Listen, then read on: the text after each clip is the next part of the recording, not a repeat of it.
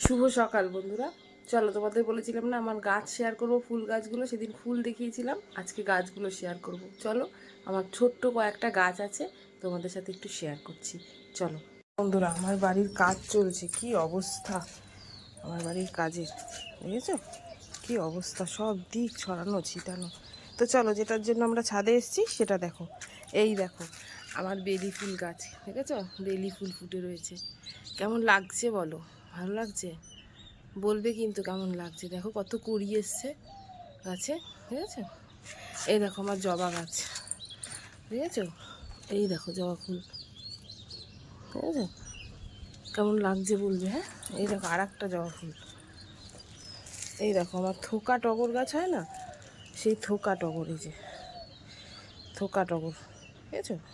এই হচ্ছে আমার ছাদ বাগানের কয়েকটা গাছ, সব জবা গাছ, টগর গাছ, এই গাছেই ভর্তি, বেলি গাছ, বুঝেছো?